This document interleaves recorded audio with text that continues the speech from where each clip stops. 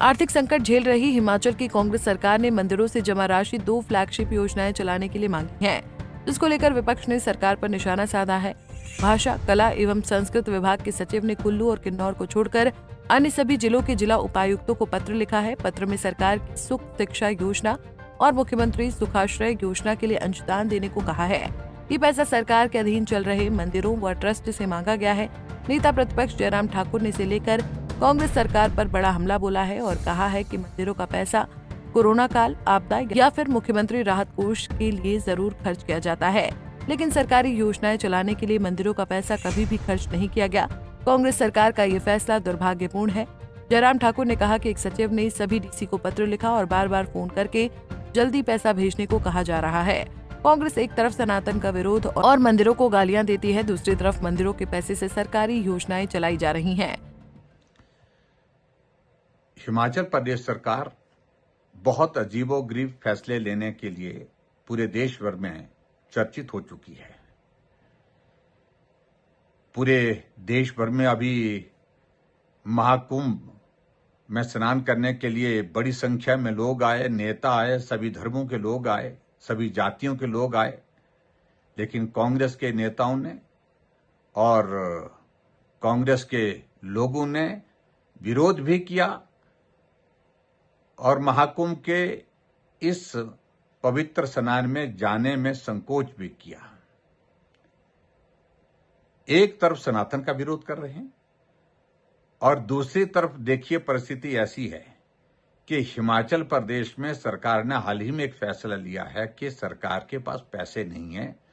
सरकार के एक विभाग के सेक्रेटरी डिप्टी कमिश्नर को चिट्ठी लिखते हैं कि मंदिरों और ट्रस्ट में जो पैसा है, जो सरकारी नियंत्रण में हिमाचल प्रदेश में लगभग 36 टोटल मंदिर हैं, उन मंदिरों और ट्रस्ट में जो पैसा है उस पैसे को सरकार के खजाने में जमा कर दें, ताकि हिमाचल प्रदेश की 2 योजना, एक सुखाश्रय योजना और सुख शिक्षा योजना, ये 2 योजनाओं को चलाने के लिए हम उस पैसे को खर्च कर सकें। मैं समझता हूं ये बहुत दुखद है, दुर्भाग्यपूर्ण है। कभी भी किसी भी सरकार ने मंदिर और ट्रस्ट का पैसा लेकर के सरकार की योजनाओं के लिए खर्च नहीं किया है।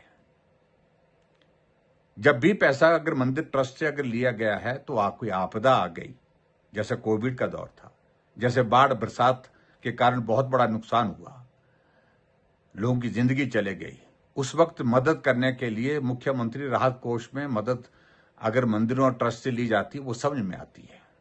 सीएम रिलीफ फंड में गरीब लोगों के इलाज के लिए, गरीब लोगों की मदद करने के लिए पैसा लिया जाता है, वो समझ में आती है।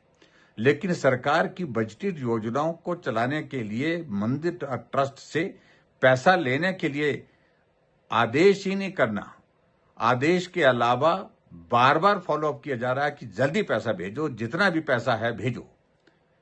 ये मैं समझता हूं कि हैरान करने वाला फैसला है।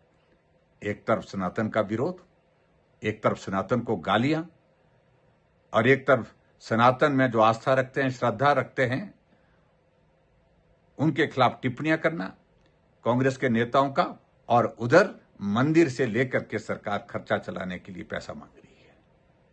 दुर्भाग्यपूर्ण है और मुझे लगता है कि इस फैसले का विरोध होना चाहिए और हम तो विरोध करेंगे ही करेंगे। मुझे लगता है कि मंदिर और ट्रस्ट में जो लोग हैं, जो कमेटियां हैं, उनको भी विरोध करना चाहिए और सभी जनता को विरोध करना चाहिए। विचित्र परिस्थिति है हिमाचल प्रदेश सरकार की। कर्मचारियों को सैलरी देने के लिए पैसे नहीं, पेंशन को पैसे देने के लिए पेंशन देने के लिए पैसे नहीं रह गए, लेकिन उसके बावजूद गारंटियां 10 दे रखी है और ऊपर से झूठ बोलते हैं कि गारंटियां जो दी हमने पूरी कर दी है। और भारतीय जनता पार्टी की सरकार के दौरान चलाई हुई तमाम योजनाओं को बंद कर दिया। 1865 इंस्टीट्यूशन चले हुए, खुले हुए संस्थान कई सालों से चले हुए, उनको बंद कर दिया। सहारा योजना बंद कर दी और सहारा योजना बंद करने के साथ साथ में हिम केयर, जो गरीब लोगों के इलाज के लिए एक व्यवस्था की थी हमारी सरकार ने, उसको बंद कर दिया। शगुन योजना को बंद कर दिया और इधर मंदिरों को गालियां देने, और गालियां देने के लिए उनके पास वक्त है। मुख्यमंत्री जी का पहला बयान हिमाचल प्रदेश में सरकार बनने के बाद था कि जिस हिमाचल प्रदेश में 97% हिंदू हैं, वहां मैं हिंदूवादी पार्टी को हरा करके आया। और सनातन को गाली देना, सनातन का विरोध करना, लेकिन हिंदू मंदिरों और ट्रस्टों से पैसा लेकर के अपनी योजनाओं को चलाने की बात कह रहे हैं, ये सचमुच में ऐसा एक विचित्र निर्णय सरकार का है, विचित्र फैसला है, जिस पर जगहंसाई भी हो रही है और जिसका विरोध भी हो रहा है। मैं ये कहूंगा कि इस फैसले का हम डट करके विरोध करेंगे। विधानसभा का बजट सत्र अभी आने वाला है 10 तारीख से। हम डट करके विधानसभा के अंदर, विधानसभा के बाहर इस बात का विरोध करेंगे।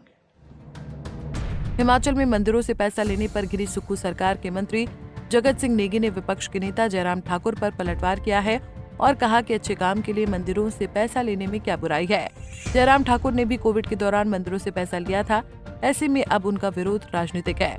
नहीं, कोविड के समय भी बीजेपी ने जो है मंदिरों से पैसे लिया था, तो इसमें अगर कोई अच्छे काम के लिए, किसी भी काम के लिए, मैं नहीं कहता खाली सुख आश्रय के लिए, बल्कि किसी भी पब्लिक कॉज के लिए कहीं से भी अगर पैसा उपलब्ध होता है तो उसमें क्या खराबी। नेता जो प्रतिपक्ष स्वयं जो है हिमाचल की आर्थिकी को पटरी से उतारने में उनका सबसे बड़ा योगदान रहा है। डबल सरकार की इंजन रहते हुए भी 75,000 करोड़ का भारी भरकम कर्ज हमारे पे छोड़कर गए। एम्प्लॉयज का 10,000 करोड़ से ज्यादा का जो है उनकी देनदारी छोड़ के गए। उनके समय मौका था कि खासकर जो है हिमाचल की आर्थिकी को मजबूत करते, जो हमारे कर्मचारियों की देनदारी उसको समाप्त करते, परंतु किसी भी काम को इन्होंने किया नहीं। और आज जब जो है सत्ता से बाहर है तो केवल जो है क्रिटिसिज्म के लिए क्रिटिसाइज करते हुए अपना एक समय निकाले जा रहे हैं। बता दें कि प्रदेश में सरकारी नियंत्रण में 36 मंदिर हैं। कांग्रेस सरकार के इस फैसले के बाद इन सभी मंदिरों व ट्रस्ट से सरकार को पैसा आएगा। पंजाब केसरी टीवी के लिए शिमला से योगराज शर्मा की रिपोर्ट। हमसे जुड़े रहने के लिए हमारे YouTube चैनल को सब्सक्राइब करें और नई वीडियो की नोटिफिकेशन के लिए बेल आइकॉन को दबाएं। अगर आप ये वीडियो Facebook पर देख रहे हैं तो लाइक जरूर करें और ज्यादा से ज्यादा शेयर करें। इसी तरह के और भी अपडेट्स के लिए फॉलो करें हमारा Instagram पेज himachal.kesri।